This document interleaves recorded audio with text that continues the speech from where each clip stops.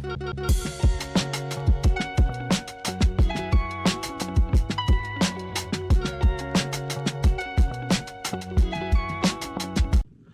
what's up, guys? Welcome back to another new comic book vlog day. My name is Angel, aka Jefe, and we have a pretty big pull list here today. Took a little peek at it. Looks like some pretty heavy hitters. End of Ultimate X-Men, Absolute Wonder Woman Annual. I mean, I could go on, but it looks like to have a pretty big pull list. After last week when I thought I had a lot and I didn't, this week I feel like I'm gonna have more than I think I do. So I'm excited to go to my LCS and see what they have in store for me today. But first, let's get into my reviews of last week's comics, my top 5.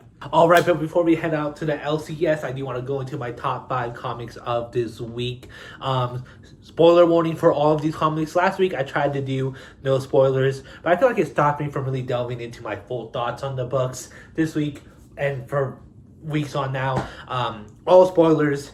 Everything's a spoiler. Honorable mention to Ultimate Endgame number 2.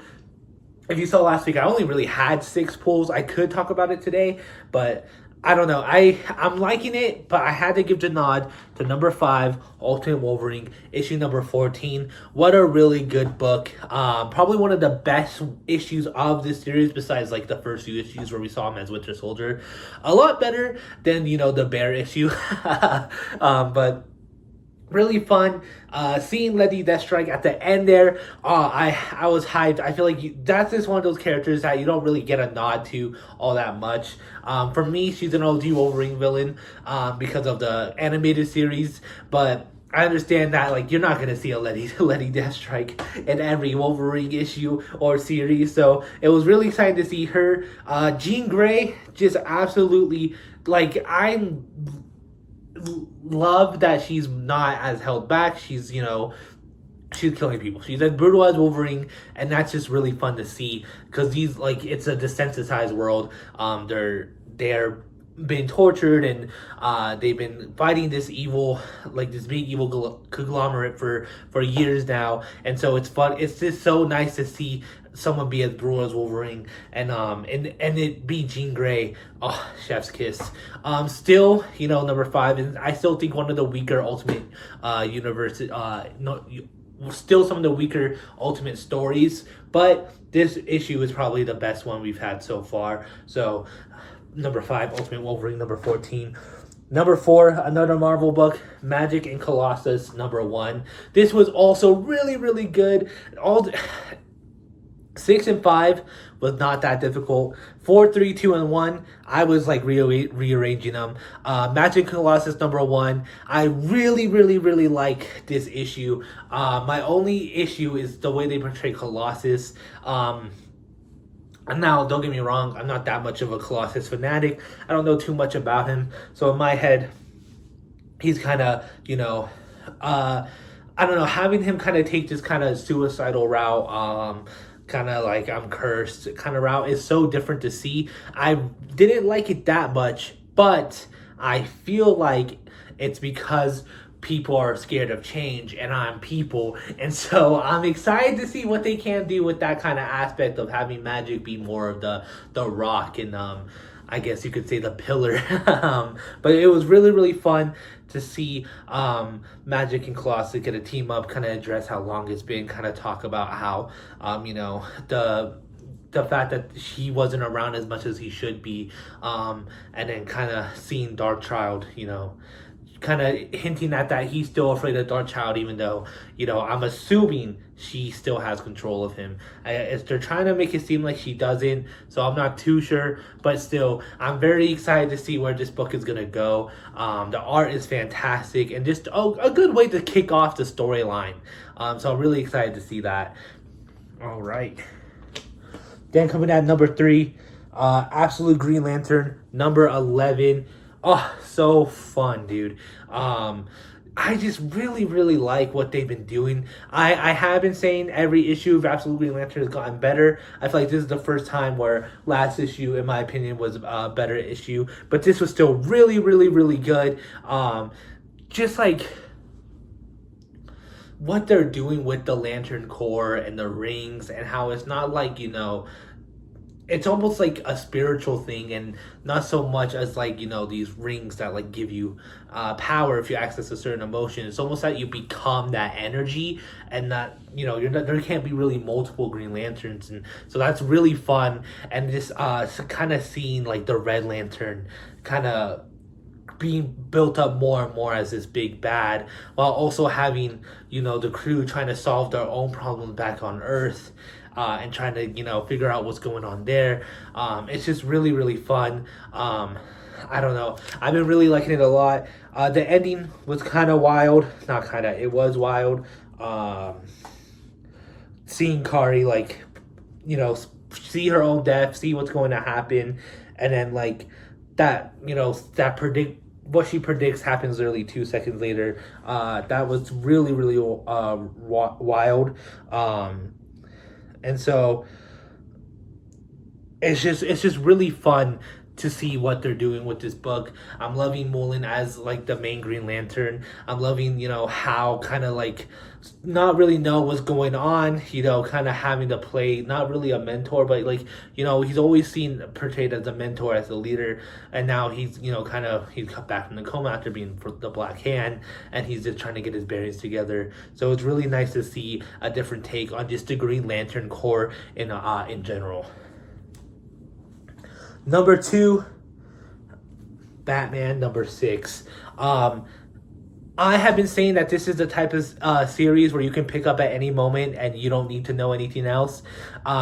It's funny how I told my friend that when issue number 5 came out, and now they're building up a storyline over the course of the issues. Now more and more of a story is being built up, but at the same time, I feel like this is still an example of jumping in at any point, because it's just kind of leaving little crumbs here and there on what could be happening. All around, really, really good issue. I just love what they've been doing with this new Batman run. Matt Fraction is just really killing it as a writer. I'm liking the little goofiness of it, like the monsters.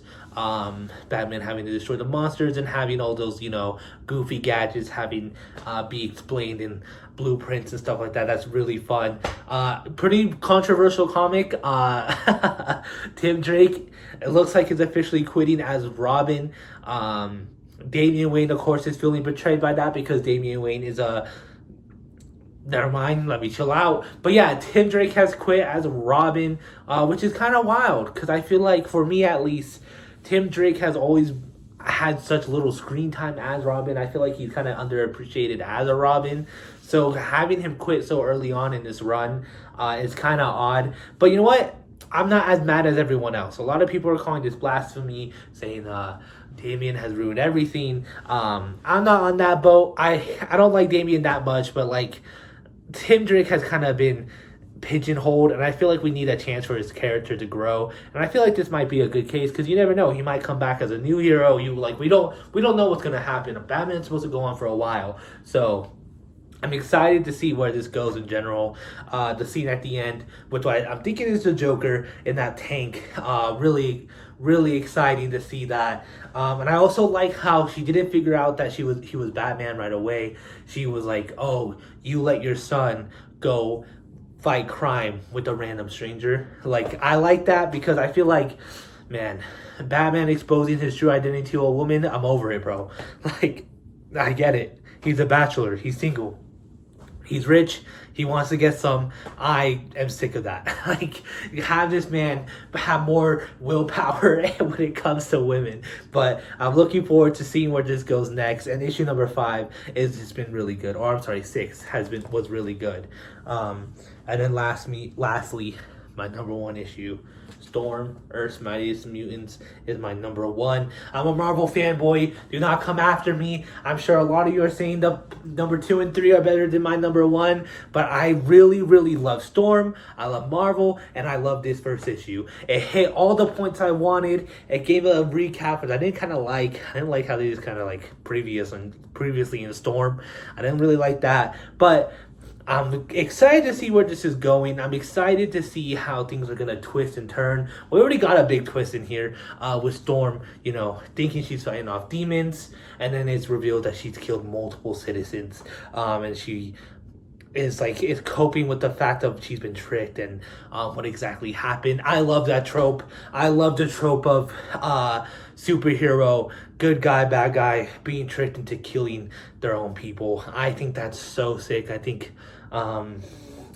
I don't think it's sick, but I think it's like a really good way to show how vulnerable and real these people really are. And Storm just having a mental breakdown at the end with Scarlet, with like the rain pouring down and Scarlet Witch saying like, "What have you brought upon us?" Like, I'm very excited to see where Storm #1 is gonna go. And it's just, I mean, it's just such a good way to start off this run. So looking forward to that. But those are my top 5 comics of the week.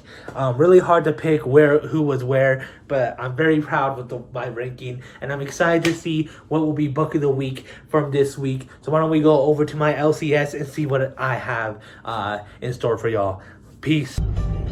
Yeah, I still need to buy windshield wipers, but I just keep forgetting to do that. Because like, who runs out of that? You know? I feel like people run out of it all the time. I don't know. I never once heard someone say, "Oh, I ran out of fluid."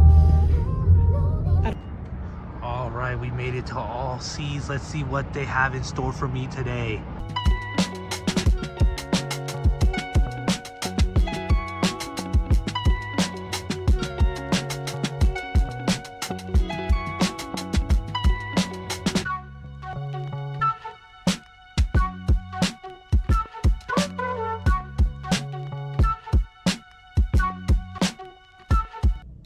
All right, bag secured. I actually got a surprise pickup. I saw something that caught my eye. So, you know, big pull list. Kind of what I expected last week, but for real this time.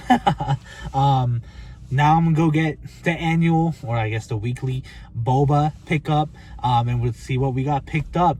I kind of feel bad because they turned away another person while I was actively shopping around. Hey, but that's what happens when you're a regular. You got that movement. But yeah, why don't we head back home and see what I got? Yes. And then the Vietnamese coffee just come with boba. Is that okay? Yes. Anything else? That'll be all. Alright, it's gonna be $14.38. All right, we're back at the house. Let's see what I picked up. Honestly, really big pull list today. Honestly, I didn't realize how many comics I picked up. I feel like it wasn't even that big of a week. I mean, of course, there's the really big names out this week. But first up, Black Cat #7. Got that variant edition. Mary Jane, Black Cat team up. I'm not a really big fan of Mary J. Venom. I think it is interesting though. It's a unique twist. I'm not too much of a big fan of it. But Black Cat's series so far has been really good. I've been having a lot of fun with it. I think it's just been a really good read, a really fun read. It's not doing anything too exciting, but at the same time, it's like changing up the status quo. It's giving her more of a, I feel like, femme fatale kind of thing, and more of a personality going back to those roots. So excited to see what issue #7 has in store for us. Cyclops #1, variant edition again. Gotta get that old school suit in there. I'm really excited for this. I feel like my boy Cyclops has been slandered a lot, and I feel like X-Men '97 kind of made people realize how fire Cyclops truly can be. So I'm excited to see what his solo run is gonna look like, what this is gonna have in store with us, or for us. Yeah, I'm really excited for Cyclops #1. Would have been my pick of the week if it wasn't for something else that we're gonna get into here today. Next up, Planet She-Hulk #4. I've been liking Planet She-Hulk. I'm kind of liking the more, not seriousness, but it's definitely different from what we usually see her in. So I'm excited for #4. I read issue 1, was like, okay, this could be good. Read issue 2, like it's losing me. Read issue 3, I'm back in. So hopefully issue 4 has me fully committed to the series. But Planet She-Hulk, issue #4, I'm really excited for that. All right, Moon Knight, or Mark Spector Moon Knight #1. Good old classic Marvel reboot. Pretty much the same creative team. Pretty much picking up where we probably left off last. As a Marvel fanboy, I hate when they do this. So even I can realize that this is kind of annoying when they restart a series for no reason. But at least you know, it's the same creative team. It's the same team as the last run, and I'm just really excited to get more Moon Knight. I feel like he's been kind of more popular and he's kind of been giving more love lately. And I don't know. I'm excited to see what they are going to continue his story, where they're going to take this run. So excited to get into that. All right. Our first DC book, Gotham Side or Sirens Love Hurts #1. This looks like a fun read. I'm probably not the target demographic. I'm pretty sure I'm not who they were hoping to pick up for the series, but I think it's gonna be really fun. I'm excited to see the Sirens together, and just kind of like it's so on brand right now with the Love Hurts.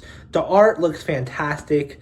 I think like the art just looks so good. I really like the style of art. So I'm excited to see where this is going. I know that the main story is that there's someone in Gotham who's targeting mostly women. And I just think having 4 women as heroes teaming up to kind of track this killer down is a really fun story, and I'm excited to see exactly what it does and just kind of see the dynamics between the 4.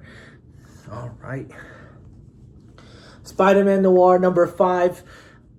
Spider-Man Noir, one of my favorite Spider-Man variants. I think he's such a sick take on the Spider-Man character, and I'm even more hyped now because not only has the series been really good and it's just been doing a lot for Spider-Man Noir, but they recently announced the Prime series, the Amazon Prime series, and that looks so heat. The black and white Nick Cage, I mean, it just looks so good, and you could tell they shot it with black and white in mind, even though they have 2 options.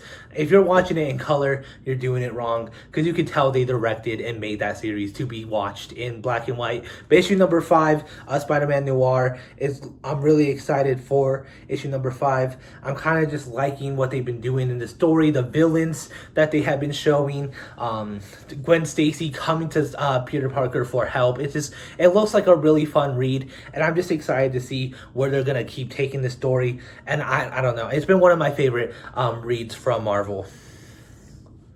All right. Next up, Supergirl #10. I know some people are starting to fall off on the Supergirl run, and they kind of haven't been liking it as much as they did when it was first, putting out issues. But I haven't given up hope yet. I'm sure we can get back to that point. I'm kind of liking that. I think people are saying Bronze Age, Silver Age kind of superheroism. I'm looking forward to reading more of this. I'm not really a comic historian. I'm not going to sit here and act like I'm just comic expert and I know all the Easter eggs and stuff. Like, one of my favorite parts is reading this book, going on YouTube, seeing exactly what was hinted towards, what was in the Easter egg, and what was like a little wink and a nudge at past Supergirl runs. So I've been enjoying it for that reason. And I just think, Supergirl, just kind of being shown as this young adult who just wants to, who's having that trouble of being both a young adult who wants to have fun with their friends versus Supergirl who has to be on alert at all times, got to get her priorities straight, especially the way issue #9 ended. I'm interested to see where they're going to continue to take this story. All right. Then we have Deadpool, or Wade Wilson Deadpool #1 with that DNA cover, with that all red cover, my first one of the month. I actually am not that much of a Deadpool fan. I personally think he's kind of cringy and not overhyped, but I think people, I don't know how to say this, but I just think he's annoying. And I think a lot of people who are fans of Deadpool, who think everything he does is funny and amazing and LOL chimichangas, I think that's just kind of overdone and just more cringy at this point. I don't think it's funny anymore. I don't think it's like quirky. I think it's overplayed. And so when I saw that this run is supposed to be a little bit on the darker side, we might have some dark themes here and there, kind of going back to his roots, I'm kind of excited for that. Like, yes, give me the fourth wall breaks, give me the little jokes, the loudmouth, but also Deadpool is such a layered and deep character, or can be such a layered and deep character, that like humor is supposed to be his way of coping. And so I'm hoping we get that in this book, and I'm hoping that this is a good run and kind of bring bring back that old school Deadpool vibes. Me and my friends say this all the time. The Deadpool game ruined the way people saw Deadpool.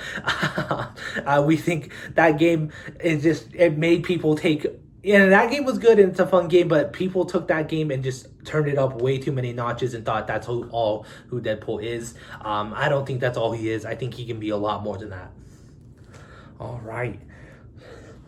And then before we get into my top 3 books of the week, because I can't pick one, all 3 of these next books are my favorite. But before we get into that, we have Pop Kill #1 by Mad Cave Studios. I have no idea what this is about. I don't know the theme. I don't know the premise. I don't know if this is like tied to another series. I just saw this in the shop when I was in there. My fiance really liked the cover. I really liked the cover. I was flipping through it and it looked interesting. So I'm excited to read this and see exactly what it is, because I don't know. I saw it. It looked interesting. I judge a book by its cover and I hope I don't regret it. But yeah, Pop Kill #1. I want to get into more indie. I want to stay away from just Marvel and DC only. So I'm hoping that this is good enough to make the pull list. All right, and then a three-way tie between my books of the week. I'm gonna try to change it up. I'm gonna go DC, then Marvel, then DC again. DCKO #4. I mean, DCKO has been probably one of the most fun series coming out right now. It's been banger after banger after banger. The plot isn't like the best plot ever. But also, it's just so fun, and like to get those kind of lunch table who would win in a fight type deal and get to see it in a book by DC. It's just so fun to see. I'm excited to see how this story is going to keep going. I'm excited to see what they do in issue #5, because I'm pretty sure we're about to see absolute Batman, Superman, and Wonder Woman. And it's just after the way #4 ended with just kind of like Lex Luthor, Joker, Superman, and if I'm not mistaken, Wonder Woman, all making it through. I'm excited to see what they're gonna do next, and just kind of like they keep pulling the rug out from underneath us, and I've been loving that. All right, next up, realistically, that was my #3 book of the week. I think I lied. I don't think it's a 3-way tie. #2 book of the week, Ultimate X-Men #24 by Peach Momoko. I said this in my very first video in my last vlog. Peach Momoko is not only my favorite artist, but she's also one of my favorite writers. Ultimate X-Men was one of my favorite runs. Absolute Martian Manhunter kind of kicked that out of the way. It's one of my favorite ones as well. But I'm excited to see where how the story is going to come to an end. Issue #23, everyone loved it. I kind of didn't. I get what they were going for, and I get like what the story was telling us. It was tying up loose ends and filling in plot holes. But I feel like it's one of those things where if you're a trade collector and you're reading it volume by volume, that's going to hit so hard for you, and that's going to like be much more of a bigger impact than someone who's been following this book issue to issue. We're at 24. We're at years later, and so getting that book kind of like, I had to jog my memory. I'm like, what are we doing right now? And then I did a second read. I was like, okay, I get it. And I don't know. I just feel like with the Ultimate Universe coming to an end, or who knows, coming to an end, I feel like issue #23 just took away precious moments from us. But I'm hoping issue 24 can be just, get us back into the story and continue to push this plot along, and we can see where this story is going to go and how it's going to end. All right, and my #1 book of the week, or my predicted book of the week, Wonder Woman Annual #1. I mean, come on, dude. Absolute Wonder Woman has been such a banger. Every time you ask me what's my favorite Absolute book, I'm always saying a different series, because all of it has been so good. Right now, Absolute Wonder Woman is my favorite, but every time I read Martian Manhunter, it takes that spot, and I'm sure after reading this, it's going to go back to being Absolute Wonder Woman. But I'm excited to see what this annual has in store for us. After the banger that was Absolute Batman, I'm excited to see what Absolute Wonder Wonder Woman has in store. And I've been loving the series. I've been loving just the take on Wonder Woman. If Absolute Wonder Woman is not my favorite series, I think that what they are doing with her is my favorite. And I think out of all the Absolute versions, Wonder Woman is my favorite version. But that's my pickups for this week. Really, really big list. It's gonna be hard to pick a top 5 because I'm pretty excited about everything. But thank you all for coming along with me on this comic book journey. I hope to see you again next week. I have been Jefe. This has been Jefe SC, and I hope to see y'all next week for another comic book day vlog. Peace.